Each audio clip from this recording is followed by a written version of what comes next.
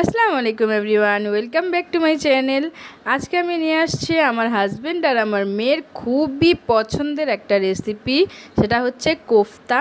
কোফতা কিন্তু তারা অনেক বেশি পছন্দ করে, ইভেন আমিও পছন্দ করি। আমি কোফতা এখানে ভেজে বানিয়েছি, তারপরে কিন্তু আমি এখানে কোফতা কারিও করে থাকি।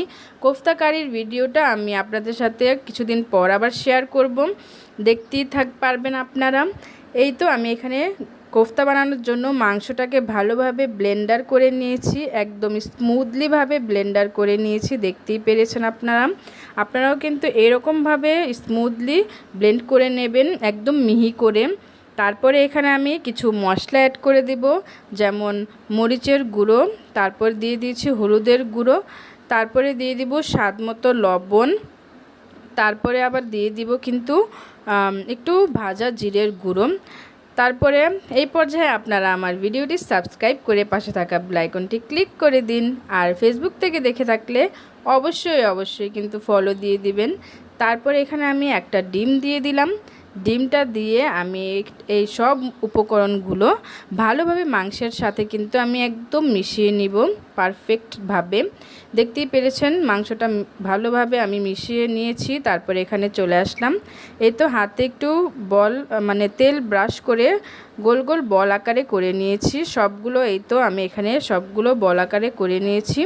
আপনারা চাইলে কিন্তু চপ, তারপরে কাবাব স্টাইল, সব রকম আপনারা চাইলে কিন্তু ওইভাবেও করতে পারেন। আমি এখানে গোল শেপ দিয়ে দিয়েছি, যে যেরকম পছন্দ করেন ওই রকম শেপ দিয়ে নেবেন।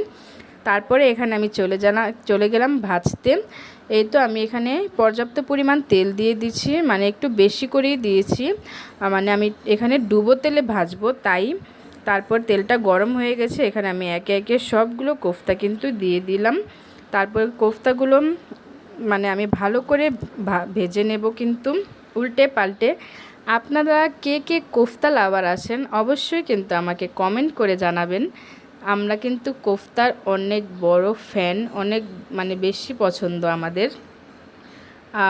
তারপরে আমি এখানে উল্টে পাল্টে কোফতাগুলো ব্রাউন কালার করে ভেজে নিয়েছি।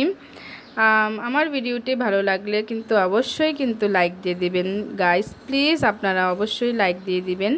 আমি আজকের মতো চলে যাচ্ছি, আজকের ভিডিওটি এই পর্যন্তই। বাই বাই, আল্লাহ হাফেজ।